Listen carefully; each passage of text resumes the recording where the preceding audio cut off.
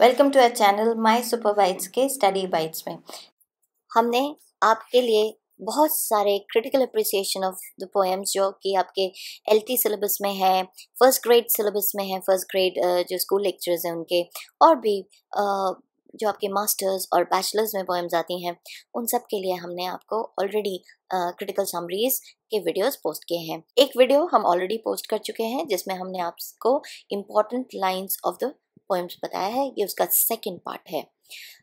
तो देखते हैं इसमें कौन सी लाइन्स हैं और आप कितनी लाइन्स को पहचान सकते हैं कि ये किन पोएम्स में से ली गई हैं।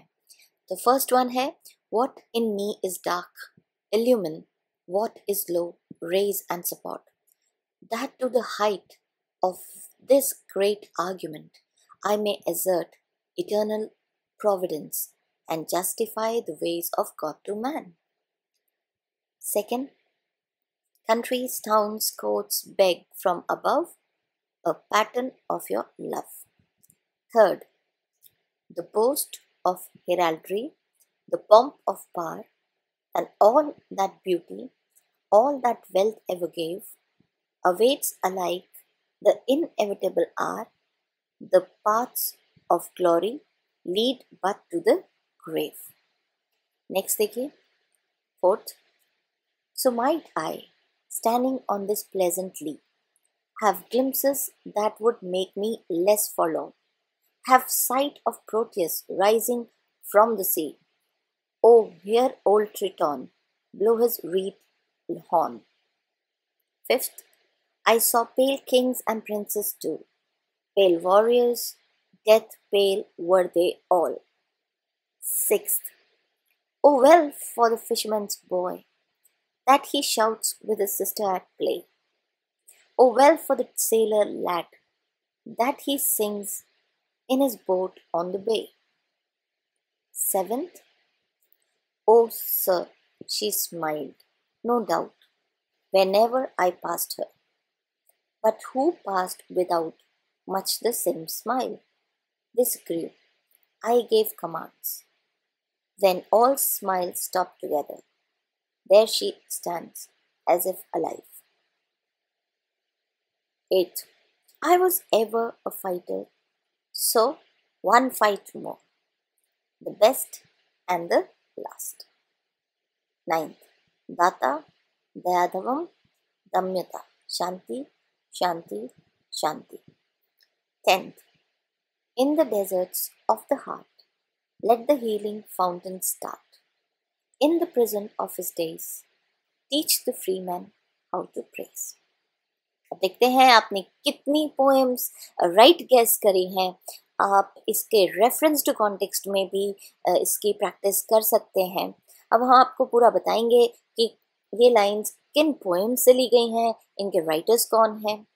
तो देखिए, जो फर्स्ट लाइंस थी, जो फर्स्ट वाली थी, वो ली गई हैं पैराडाइज लॉस्ट की बुक 1 से। पैराडाइज लॉस्ट लिखी है जॉन मिल्टन ने और ये एपिक है। इसकी 12 बुक्स हैं और ये बहुत ही पॉपुलर है। और फर्स्ट 2 बुक्स में इसमें सेटन का कैरेक्टर बहुत अच्छे से बताया गया है। कई बार तो ये आर्ग्यूमेंट रहता है कि पैराडाइज लॉस्ट का जो हीरो है वो कौन है, प्रोटैगनिस्ट। तो 2 बुक्स का सेटन है लेकिन बाकी में एडम है। तो इसमें ये बताया है कि उन्होंने पैराडाइज लॉस्ट इसलिए लिखी थी कि वो गॉड का जो मकसद था ह्यूमन बीइंग्स को जन्म देने का, उनका जो मकसद था वो ह्यूमन बीइंग्स तक पहुंचाया जाए। मतलब जो इटर्नल प्रोविडेंस है, मतलब जो गॉड है वो क्या चाहते हैं हमसे, वो सब इस पैराडाइज लॉस्ट में बताया गया है। सेकेंड लाइन्स है, वो पोएम है कैनोनाइजेशन, जो जॉन डन ने लिखी है। वो मेटाफिजिकल पोएट हैं और उन्होंने कैनोनाइजेशन में बताया है कि किस तरह से लवर्स एक दूसरे में इतने ज़्यादा डिवोटेड हो जाते हैं कि लोग उनसे इंस्पिरेशन लेते हैं। मतलब वो एक दूसरे के लिए जीते हैं, एक दूसरे में ही एकदम से खो जाते हैं। बहुत सारी मेटाफिजिकल कंसीप्ट्स द्वारा ये पोएम बताई है कि वो कैनोनाइज्ड हो जाते हैं एज इटर्नल लवर्स। तो जितने भी कंट्रीज, टाउन्स हैं, कोर्ट्स हैं, वो सब कस्में खिलवाते हैं इनकी, या कहिए कि उनका एग्जाम्पल प्रस्तुत करते हैं, और हर जगह हर लवर, जो भी लवर्स की जोड़ियां हैं, वो इन लवर्स से इंस्पिरेशन लेती हैं।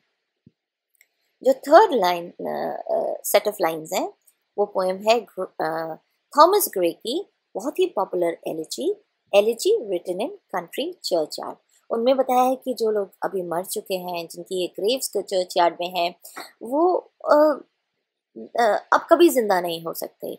और आपके पास चाहे कितनी ही ताकत हो, आपके पास कितना ही पावर हो, आप किसी भी बहुत ही कहते हैं ना किंगली जनरेशन से हो, यानी कि आप वंशज हो उनके, आप कितने ही सुंदर हो, आपके पास कितनी ही वेल्थ हो, हम सब एक ही उस क्षण का इंतजार कर रहे हैं जब हम क्या करेंगे, हम इस दुनिया से चले जाएंगे। मतलब अगर आपका पावर है, ब्यूटी है, वेल्थ है, तो ये नहीं है कि आपका समय लंबा हो जाएगा इस पृथ्वी पे, नहीं। कुछ भी है, हमारी सबकी रोड एक ही तरफ है, वो है ग्रेव की तरफ, यानी कि मृत्यु की तरफ। तो ग्रे ने ये बहुत ही टचिंग एलिजी लिखी है। नेक्स्ट है ये जो 4 लाइंस हैं, ये ली गई हैं the world is too much with us, जो वर्ड्सवर्थ ने लिखी हैं। और वर्ड्सवर्थ नेचर पोएट हैं, नेचर पेगन हैं। वो नेचर पर ही बहुत सुंदर पोएम्स लिखे, उन्हें नेचर से ही इंस्पायर होते थे। तो वो कह रहे हैं कि ये जो वर्ल्ड है, जो मटीरियलिस्टिक वर्ल्ड है, हम इसमें बहुत ज़्यादा खोते जा रहे हैं। तो हमें यहाँ से निकलना होगा और हमें इस नेचर को अप्रिशिएट करना होगा। और अगर हम इस नेचर के लिए टाइम निकालेंगे, तो हो सकता है हमें ऐसे सीन ग्लिम्पसेस मिल जाएं जो हमें कम लोनली रखें, मतलब हमारा अकेलापन दूर करेंगे। हो सकता है हम समुद्र किनारे किनारे खड़े हों, तो हमें समुद्र देवता प्रोटियस या ट्राइटन, जो कि माइथोलॉजिकल गॉड्स हैं या कैरेक्टर्स हैं, वो हमें हॉर्न बजाते हुए दिख जाएं, या मतलब दृश्य ऐसे दिख जाएं जो कि नेचर से रिलेटेड है। फिफ्थ वाला है ला बेले डेम सैंस मर्सी, ये जॉन कीट्स ने लिखा है। और उन्होंने यहाँ लिखा है, ये फ्रेंच में टाइटल है, और यहाँ मर्सी का मतलब है सिंपैथी। आजकल फ्रेंच टाइटल में हम लोग मर्सी समझते हैं थैंक यू को, लेकिन यहाँ पर लिखा है कि ये जो ब्यूटीफुल बिलवड है, ये बहुत ही सिडक्टिव है, रूड है, क्रूअल है, और बहुत लोग अपने बिलवड के प्रेम में डूबे हैं, हारे हैं, और उनको बहुत ही दिक्कतों का सामना करना पड़ा है। तो ये पूरी एक स्टोरी टाइप में लिखी हुई है, ज़रूर से आप इसको अच्छे से समझिएगा। सिक्स्थ वाली जो लाइंस हैं, वो एल्फ्रेड लॉर्ड टेनिसन की ब्रेक ब्रेक ब्रेक से ली गई हैं। वहाँ एल्फ्रेड लॉर्ड टेनिसन के एक फ्रेंड थे, आर्थर हैलम, और उनकी मृत्यु हो गई थी। तो बहुत ही लोनली फील कर रहे थे, नदी किनारे बैठे थे। उनको लगा कि जितनी भी लहरें आ रही हैं वो ब्रेक कर देंगी इस शोर को। और एक तरफ देखते हैं कि फिशरमैन का बॉय खूब खुश है, वहाँ बच्चे खेल रहे हैं, सेलर गाना गा रहा है, मतलब सब चीज़ें बोट्स हैं जो आ रही जा रही है, मतलब नेचर उसी तरह से चल रहा है। लेकिन उनका फ्रेंड आज इस दुनिया में नहीं है, तो वो बहुत ही अकेलापन महसूस कर रहे हैं। नेक्स्ट लाइन्स बहुत ही इंटरेस्टिंग ड्रामेटिक मोनोलॉग है माय लास्ट डचेस का, ब्राउनिंग का माय लास्ट डचेस से।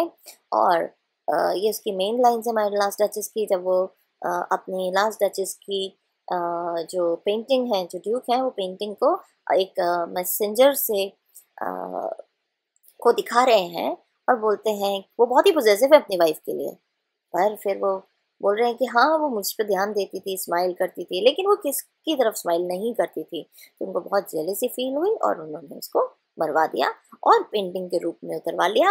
और यहाँ पे ये पेंटिंग ऐसी लग रही है जैसे वो वाकई में जिंदा है। तो ये ड्रामेटिक मोनोलॉग है। ड्रामेटिक मोनोलॉग मैंने आपको ऑलरेडी वीडियो द्वारा समझाया हुआ है कि उसमें 3 एंटिटीज होती हैं, एक स्पीकर होता है, एक म्यूट लिसनर होता है, और एक ड्रामा होता है जो कि हिडन है लाइन्स के बीच में।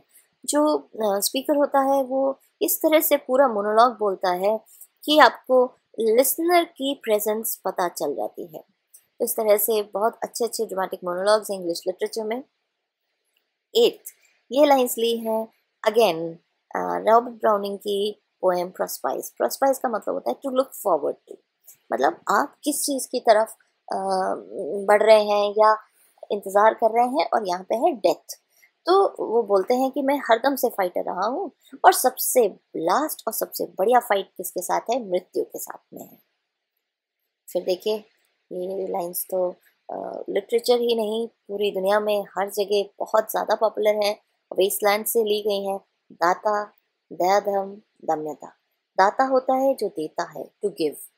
दया धर्म वाला जो होता है जो सिंपैथी रखता है, और दम्यता मतलब कंट्रोल रखता है, सेल्फ कंट्रोल। तो एक तरह से तीन क्वालिटीज हैं। दाता मनुष्य के लिए है कि उसको इस दुनिया में आया है तो कुछ दे के जाना है। दया धर्म किसके लिए है? उन राक्षसी प्रवृत्ति के वाले लोगों के लिए है कि वो दया धर्म रखें, वो रूड ना हो, इतने क्रूअल ना हो। और दम्यता गॉड्स के लिए है कि वो उनके पास बहुत पावर है, तो वो अपने दम को कंट्रोल में रखें, तभी इस प्लैनेट पर, इस पृथ्वी पे पीस रहेगी, शांति शांति शांति। ये टी.एस. एलियट ने बहुत लंबी पोएम लिखी है जिसमें 5 पार्ट्स हैं, और ये वर्ल्ड वॉर के दौरान लिखी गई है। उस टाइम पे बहुत ही ज़्यादा अशांति थी पूरी दुनिया में, तो उन्होंने ईस्टर्न जो वर्ल्ड है, जो माइथोलॉजी है, जो उपनिषद्स हैं, उनसे उन्होंने कुछ शिक्षा ली और बताया कि हमको यही तीन वर्ड्स जो हैं, द दाता, दया धर्म, दम्यता, हमको शांति की तरफ ले जाएंगे। बाकी सब कुछ इस दुनिया में एग्जॉस्ट हो चुका है, खत्म हो चुका है, अनबिलीवेबल है। तो इसलिए हमको इसको अपनाना पड़ेगा, तभी हम अपनी लाइफ को सस्टेन कर पाएंगे। टेंथ भी इसी तरह से है। ऑर्डन की पोएम है, इन मेमोरी ऑफ W.B. येट्स, एक तरह से एलिजी है। और उन्होंने जब येट्स की डेथ हो गई थी जनवरी में, तब लिखा था। इसमें भी 3 पार्ट्स हैं। लास्ट पार्ट में से है कि वर्ल्ड वॉर का खतरा बहुत ज़्यादा था। जनवरी में डेथ हुई है 1939 में, और 1 सितंबर को सेकेंड वर्ल्ड वॉर शुरू हो गई। तो बीच का जो टाइम था फर्स्ट वर्ल्ड वॉर और सेकेंड वर्ल्ड वॉर के बीच भी बहुत ज़्यादा था। यूरोप में बहुत ज़्यादा दुश्मनी थी। आप जैसा कि जानते हैं, जर्मनी, पोलैंड, ये सब बट गए थे। तो उसी तभी उन्होंने ये लिखा है कि अगर हम येट्स की पोएम्स को पढ़ेंगे तो हमारा जो हार्ट है, जो डेजर्ट की तरह, उसमें भी फाउंटेन शुरू हो जाएगा, और हमको मतलब प्रेज करना आना चाहिए, एक दूसरे की अच्छाइयाँ देखना आना चाहिए, बुराइयाँ नहीं। तो उन्होंने येट्स की बड़ाई करते हुए लिखा है कि वो बहुत ही इंस्पायरिंग पोएट रहे हैं, और उनके चले जाने से बहुत ही मतलब एक लिटरेरी वर्ल्ड में भी और वैसे भी बहुत कमी आई है। तो इस तरह से आपने देखा, हमने आपको 10 सेट्स ऑफ लाइंस दी थी डिफरेंट पोएम्स में से, और आपने, आशा करते हैं, सभी सही करी होंगी। मैंने आपको एक्स्ट्रा डिस्क्रिप्शन भी इनका बता दिया है एक तरह से, तो आप इन पोएम्स को हमारे वीडियोस में ज़रूर देखिए। और जो नहीं बनी हुई हैं आप बताइए कि उनको किस तरह से बनाएं हम, क्योंकि पोएम्स बहुत सारी हैं लिटरेचर में, और जब वीडियो बनाते हैं तो पूरी मेहनत से बनाते हैं, मतलब अपलोड करना, उसको उसको पूरा एडिट करना, वो सारी चीज़ें आ जाती हैं। तो और अब आपके एग्ज़ाम्स नज़दीक आ रहे हैं, तो आप हमको ज़रूर से बताइए कि क्या तरीका आप तक पहुंचने के लिए सबसे बेहतर होगा। और इस वीडियो को लाइक करिए, शेयर करिए अपने फ्रेंड्स के साथ। मिलते हैं जल्दी ही। Thank you.